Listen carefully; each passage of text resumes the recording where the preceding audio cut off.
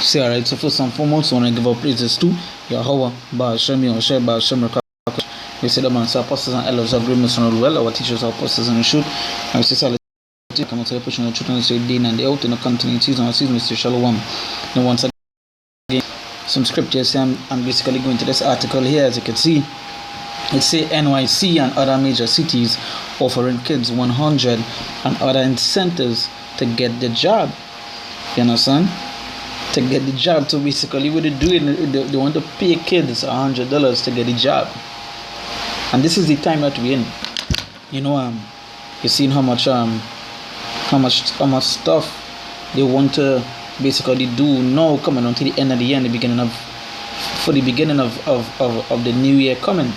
You know, I was reading just now that that England put some restrictions on certain businesses, add some restrictions, as you say, on certain businesses, that they must have the job to enter, must have the job to buy, must have the job to be in this particular public place. So it went from being a private sector to public now. Certain public places they can't enter unless you have this. Nonetheless, we seen Esau coming down because again, the scripture say the devil had but a short time. Right? The devil had but a short time. But as you can see, they're offering money and they're offering a whole set of other stuff. To go and get this particular thing. Right? To go and get the job. They're offering all sets of stuff. Right? And with this, people would trust Esau and go and take it. People would gladly make the kids take it for $100. People would gladly take it for certain stuff. They would gladly do it. Well, as the scriptures say, never trust thine enemy. Okay,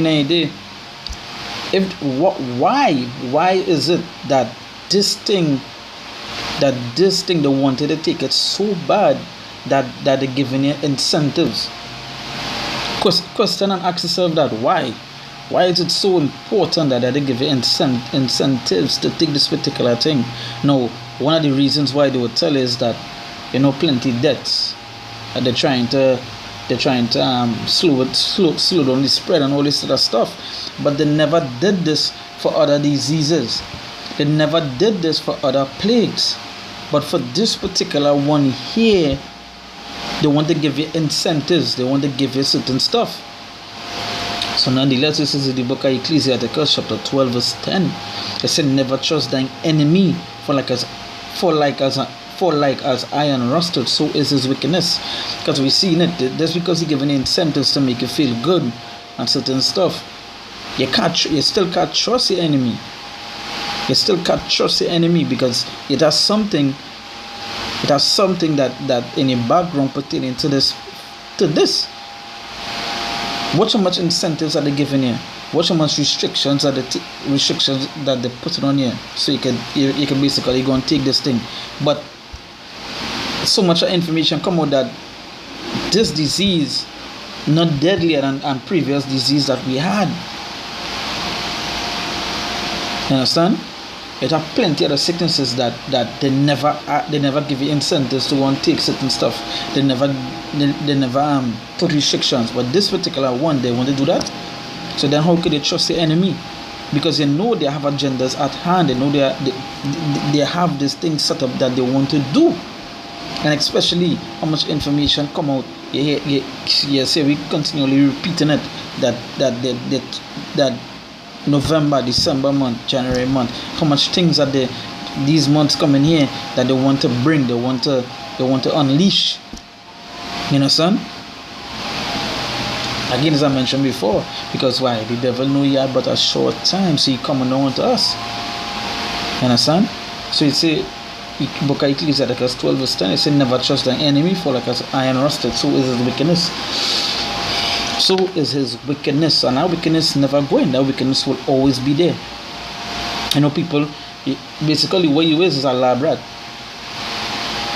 You is basically the lab rat.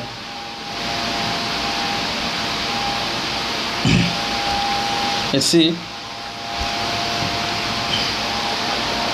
"Though he humble himself and go crouching, yet take good heed and beware of him."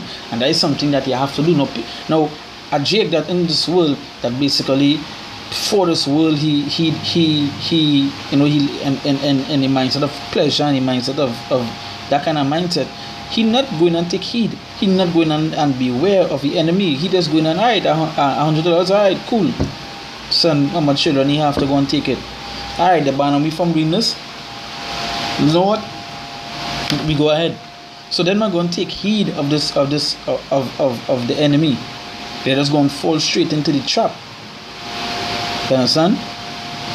So it said, though he humble himself and go crouching, yet take good heed and beware of him. It say, and thou shalt be unto him as if thou hast wiped a looking glass, and thou shalt know that his rust had not been altogether wiped away. So yeah, and again, that rust is going, that wickedness not going. That wickedness will remain there. Watch how much when you go back to the process, to history with being with the job process, you will see how much deceptive ways that they have with this particular thing. To the fact that they're giving it this, but they're giving it other disease as well. So then, why trust the enemy? Why trust the enemy when they know his track record is being deceptive and being and this basically doing wickedness? That's why it says his wickedness not going and go. You understand? See me as rust and iron. Iron must rust. Iron must rust. No matter how much times they cover it up, it must rust. So his wickedness will always be there. To the fact where now they want to pay you to take the wickedness. They want to stop you from doing something to take the wickedness. Alright, that's why the scripture says, take good heed and beware of him. You know?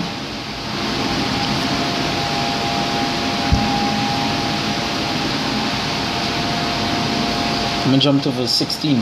It says, an enemy speaketh sweetly with his lips, but in his heart he imagineth how to throw thee into a pit. And that is how they do it, you know, how they make it song to make it take this thing, to make your kids take it and so forth. It's like, yeah, this good, this thing, you know, if you take this, you might send a child to college. You know, he speaks sweetly with his lips, but as Scripture say, but in his heart he imagineth how to throw thee into a pit. Because again, there is the enemy. What good would he want for you? What good? He wouldn't want no good come to you. He wouldn't do no good unto you neither. You must know a trap when you see one. You must know a trap when you see one. It's like if you're setting to catch a bird, you will set up a trap. If you're trying to catch some wild beast, so like if you're trying to catch some wild beast, you'll set a trap. You understand? And they will come and take the trap.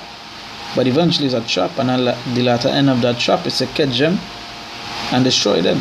And it's the same way they do it, they're setting up that trap, giving it incentives, and incentives is traps. It's traps. Just watching it alone, you can see it's a trap. Just reading the information, and you can see it's a trap. Why are they doing this? If it's such a proven and good thing, why do you have to pay to take it? Why do you have to pay to let your kids take it? Think about it. You see, an enemy speaketh sweetly with his lips, but in his heart he imagineth how to throw thee into a pit. He will weep with his eyes, but if he find opportunity, he will not be satisfied with blood. Yeah, weep with the eyes, but they have their agenda set. They might come out looking sorrowful, talk sorrowful thing, you know, but they have their agenda set. They know what it is they plan to do.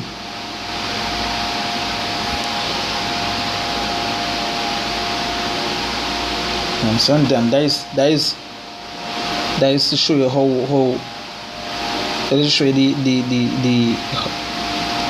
dangerous our enemy is. They might cry, they might think, but they had their agenda set. So beware. I should say beware and take heed. You understand? And take heed. That is what they have to do. You see, now they're giving it incentives. They're giving it incentives. So take heed. Watch out. Be careful. You understand? So until the next video, when I give our praises to Yahweh, Ba'ashami, Oshai, Ba'ashami, Kakodash, we say the Blessed Apostles and Elders of Great Mission rule well. right? And salutations, all I can salutations to and say the and the out in the country in season we say Shalom.